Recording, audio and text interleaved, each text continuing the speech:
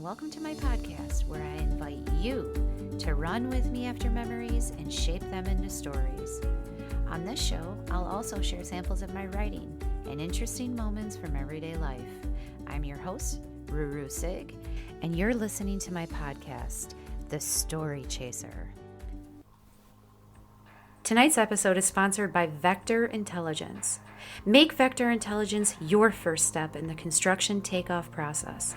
It is a user-friendly software solution that is transforming the steel construction industry and enabling businesses to focus on the work that matters. Vector Intelligence reduces estimators' workload by almost 75%, optimizing the bidding process, detailing phases, and reading blueprints. They also construct a groundbreaking 3D model of your project, which allows fabricators to gain a clearer and more precise understanding of the steel structure involved in each project. Schedule your demo today at www.vectorintelligence.org. Drive more bids, deliver more projects. Vector Intelligence. It's a new take on takeoff. Okay, welcome back, listeners. This is Season 3, Episode 8 of the Story Chaser podcast, and I am your host, rooroosig. I don't know if you can hear this distant clanging sound. I don't think I can edit it out if you can, and I don't really want to. It's rather charming because what it is there's this little baby who lives next door, and I'm in my writing room. He's in, I think, his living room. Our windows line up, and he is banging. He is banging his bottle against the glass of his window. I think he's trying to get on my show. And I'm telling you, I might let him. I think he's got a good story to share. I might get something like a clothesline and zip line a little microphone over to him. He is the cutest. Anyway, so if you hear that, I'm sorry. Sorry, not sorry. Like I said, it's just so cute. Tonight's episode is for the podcasters. You are all in my heart pocket. All of you brave souls out there giving it your everything, hosting your own shows. I know all about those ideas and dreams and how there are days when you are the only one who believes in them. Dream anyway. Okay? I have highlighted in previous episodes on the great Elizabeth Gilbert's theories from her book Big Magic about how ideas are actually alive. They're another being completely. And they chose your journey to land in. They trust enough that you will nurture and develop them.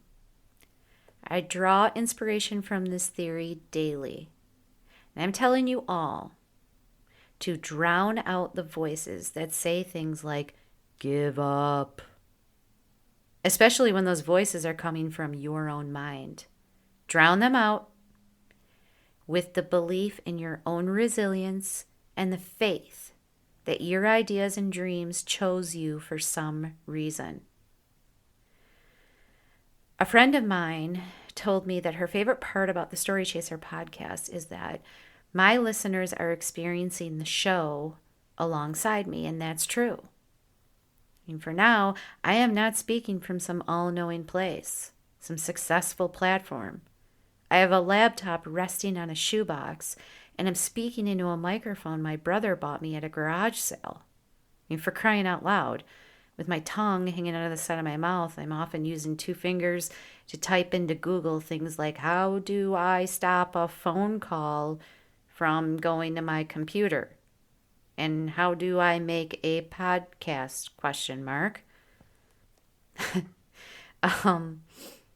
Okay. Maybe I exaggerated. I type with more than 2 fingers. But after many hours and about 35 takes of an episode, including tonight's, which I lost a whole bunch of audio again, I always slide my chair away like this. And I go to my full-length mirror that hangs in my closet on the other side of my apartment.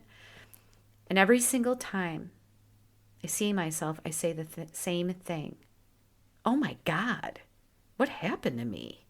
Because in the mirror is a very dehydrated face with earphone indents outlining my sweaty hair that is scratch marks and sections from where my fingernails are running over it, over my scalp during technical frustrations. In the mirror is a podcast champ who just taught herself how to do one more episode. And then I thank her and I move on to the next thing, which is launching the show on the platform and then promoting it. I always have to be in motion if I want my show to grow. I have that lesson down for sure. Despite all the calamities in the past, and I'm sure the future, and the disappointments with frustrations, I have to keep going because every morning my dreams are standing at the end of my bed, waiting patiently for me to wake up. I played a game tonight where I scanned the mouse all over my writing folder and randomly landed on a piece of writing for tonight. I'm pulling a really small section from a larger essay, and I've always liked these few paragraphs. This was a description a short time after I was attacked by a dog in a small Michigan town in the dead of winter. The scene is in a doctor's office following the attack. The doctor's office was uncomplicated. A small waiting area equipped with magazines, fake plants, and a gum-chewing receptionist. She had a wicker basket filled with lollipops and offered one to me. The lingering smell of rubbing alcohol sent me back to the office of my pediatrician. Dr. Driscoll always offered a lollipop to the crying young me after giving me a shot. However, he didn't have a little box.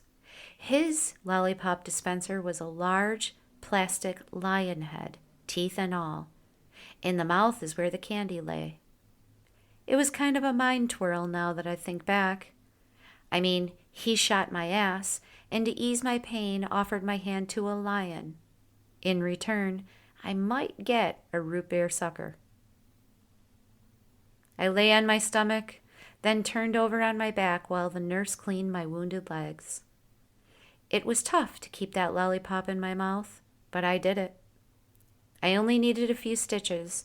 Most of the wounds were puncture holes, and the doctor was relieved to learn that I had just had a tetanus shot less than a year before this. Both the doctor and the nurse spent too much time, if you ask me, convincing me that this dog had, quote-unquote, never bitten anyone else before. They all reeked of paranoia that I had some scheme building in my head. Anxiously, the dog's owner sat in the waiting room wringing his hands. The post-paperwork goodbyes at the reception desk were uncomfortable. I mostly remember the somber silence. Honestly, I only hoped to go back to the B&B. After confirming my route back, the doctor, nurse, distraught dog owner, and gum-chewing receptionist waved goodbye from a window. I sat quietly for just a minute and looked up to see the whole posse staring at me. I pulled away.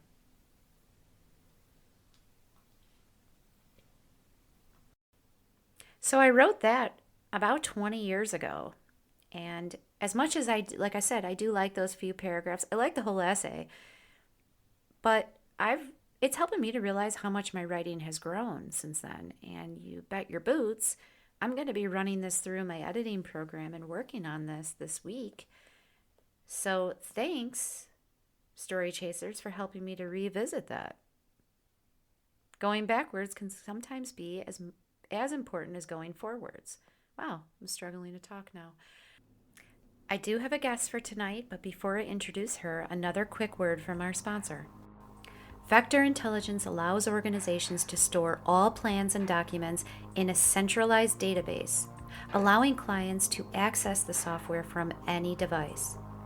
Vector Intelligence is the solution that helps businesses automate takeoff processes and facilitate estimating operations with groundbreaking 3D models of your project. Schedule your demo today at www.vectorintelligence.org. Drive more bids, deliver more projects. Vector Intelligence. It's a new take on takeoff. My guest tonight, a wonderful human, kind soul, and determined spirit, is here to tell us a story. I welcome Susan Barnes to the Story Chaser podcast. So you're a Story Chaser follower. I love it. I love it. As a matter of fact, I just told my brother that I was going to do this, and he's like, I love listening to those. And I'm like, yeah, well, now you're going to hear your sister on there. That's right. That's right. And share it and love it. It's really good work. Thanks.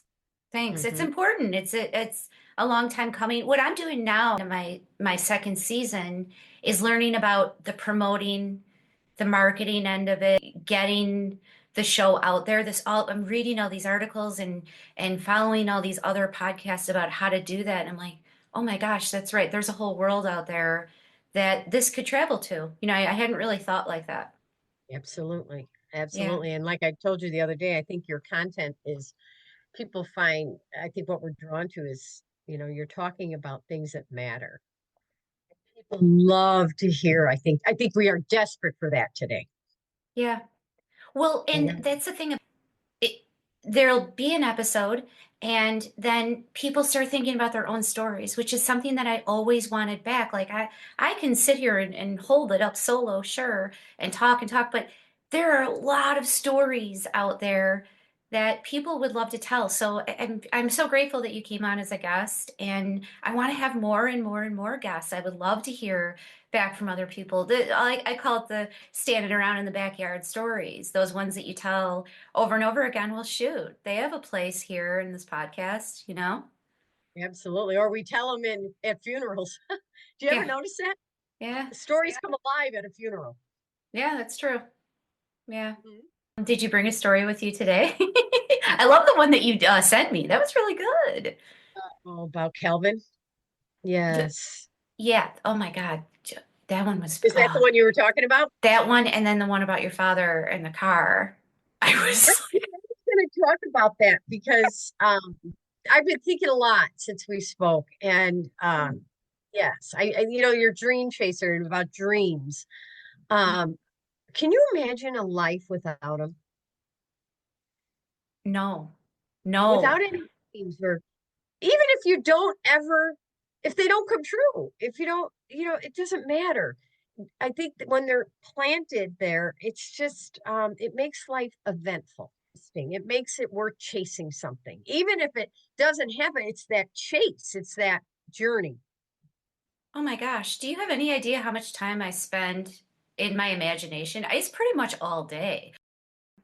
I was thinking about dreams, and I was thinking of what makes you chase a dream, what makes you pursue a dream. And it really gets back down to resilience, right? Because in order to chase a dream, you have to be resilient. You have to be. Otherwise, you give up. I mean, because they don't come fast, they don't come easy. And they usually have so many roadblocks and obstacles to get through. And if you don't have that continual drive, that instinctive resilience, I don't think you could do it. And when I was thinking of a story the other day, so and I want to tell my dad about the car because your listeners have never heard that story, and it is amazing. And it has so many lessons built into it. Hmm. But um, I remember when my dad would, and my mother was, I don't want to, not include her in this because she had a lot of resilience too. But my dad, as you know, got sick very young. And when he was in the hospital, I was sitting there one day and it was a Monday morning. And, here he is, this young guy, rather young in the Hmm. hospital, and he's sick and he's got hooked up to everything. And the two nurses come in and they're changing his IV. And they're complaining that it was a Monday and how much they hate Mondays. And I hear people say that all the time. Oh man, Monday's tomorrow, and I hate Mondays. And I always think of my dad because he's listening to them complain, and they're leaning over him, and he says, If you were laying here, you would learn to love Mondays. And that's the truth. Yeah. And you know, when you hear something you can't unhear anymore, Yeah. it's just like when you see something you can never unsee. I knew then that sentence would go with me the rest of my life Hmm. on how I viewed Mondays, because it was so, they both stopped what they were doing and looked at him, because it's that moment when you realize, oh my God, what am I complaining about? This guy would kill to be able to have his health back to go to a job on a Monday, Yeah. right? Yeah. So those are the things I think about. And again, the two stories with him, there's so many because you knew them. Hmm. Um, but that other one about the car, I tell a lot of people because I think that's what formed the resilience in my siblings and myself. Because that day, and again, for your listeners, my dad got leukemia when he was 44.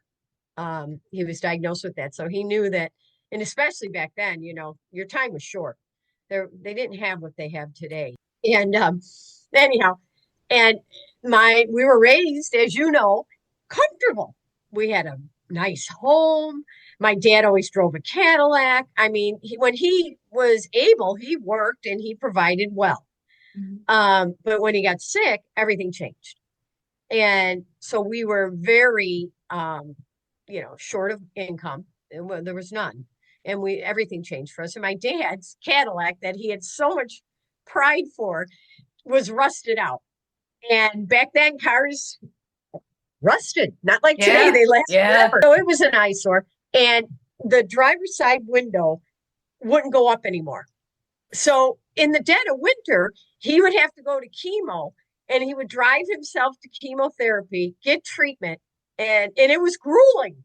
And he'd come back, and the window, it'd be 20 below, the window was down because he couldn't get it up.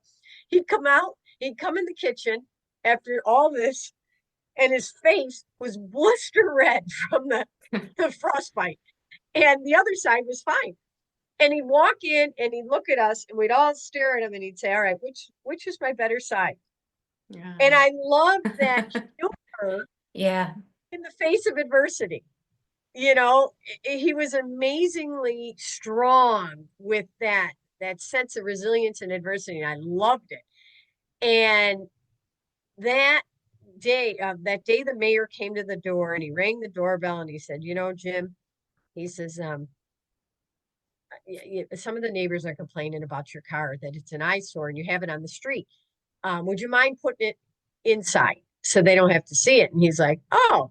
And you could tell the mayor is completely uncomfortable asking my dad to do this, knowing he's sick. Knowing he's sick. Right. I mean, They all knew him. We knew everybody. And my dad says, oh, okay. Who is it? yeah. And the mayor tells him, because back then you did. And Yeah. he Right. There's no protocol. There's no Oh, right. no, no, no, Right. no. He did. So my dad says, okay. And he goes, I'll take care of it. And the mayor looked and he says, one more question. Is there a village ordinance that car must be removed off the street? He goes, no, no, no. It's just that the man feels it's an eyesore. My dad says, okay, we'll talk. I'll talk to him. So he looks at my sister and brother and I, he goes, get in the car. I'm going to Awesome. teach you something you'll never Awesome. learn. I know, you'll never learn in school. And we were like, uh-oh, he's Irish. I don't know what's going to happen. Yeah. So we get in the car and it's only 9 doors down, right? So we drive over there and he pulls the car right in front of the guy's house, parks it there. We go up to the door, all of us, and he rings the doorbell and you can tell how uncomfortable the man is now. He knows why we're there. And my dad says, hi, yeah, I understand you have a problem with my car being an eyesore. And he says, well, Jim, it does kind of, bring the neighborhood down. It does kind of look bad. And my dad looked at him for a moment and he said, looked him right in the eye and he said, if that's the only thing you have wrong in your life today, you are one lucky guy. Yeah. Now, I was young. Today, as an adult, even speaking that, I can only imagine the enormity, what that felt like to say that. Here he's young, going to be leaving his whole family behind soon. Hmm. And this man's worried about a rusty car that's 9 doors down. So The guy looked at him. He didn't say anything. My dad says, but now you've got a bigger problem. He said, I thought you'd want to get a better look at it. It's going to stay in front of your house. He says, now. He says, how do you like me now? And we got up and we walked away, and that car stayed there, and we walked home. And as we were walking home, my dad looked at me, and all of us, and he said, don't ever allow anybody to make you feel less than because of your circumstances. And I was like, again, one of those things that you never unhear. It Right. was like, yes, that I was so proud of him at that point, because we're like, yes, we're okay, all of us walking home. But the funny part of the story is he would go down there, walk down there, get in it, go for his chemo or his groceries, and then he'd come back, park it there, and walk home. Yeah. And he would leave it there until, God, I think it was there when we had the funeral procession. Um, and that man, we never saw him again. He never talked about it. But it was such a lesson. It was an incredible lesson about standing up for yourself. But it was such a lesson for that neighbor, because he learned too, I believe. He never expected that. And I bet you that left him very I don't even know the word I'm looking for. I bet it impacted him. I really do. I would hope that said a lot to him, like how blessed he was in his life and how Right. small that was to complain about something so silly. And when you think about a person's calling, even to be a parent, now we both had phenomenal parents, and I'm sure Yes. listeners, there's people out there that are nodding your head and saying, so did I, so did I. When somebody is a phenomenal parent, uh, they're doing that job no matter what. So they are still your parent even when they're leaving. When they're knocking at death's door. They're going to do it until their last breath. And that is such a special role. So you learn, like he was your parent doing that too, showing you all the way through his illness what matters in life and knowing it was going to leave it. Well, yeah, shaking a prayer. I hope this leaves an impression on these kids, but it was pretty impactful, you know. Yeah, he had to prepare us for life faster than he thought. Folks, how touched are you by Susan's shared story? I know I am. I encourage you to email me at rooroosig@gmail.com to get your guest spot set up so you can tell a story too. One takeaway from tonight: remember, we all have what it takes to keep going. We just have to recognize and sharpen our special tools. Well, this is as good a place as any to end this episode. My name is rooroosig, and I thank you for listening to The Story Chaser. Remember, there are stories everywhere. The key is to focus in on the little memories to find the bigger moments. My promise to you is that I'll keep chasing those stories. Be well, folks, and go ahead. Have a wonderful life.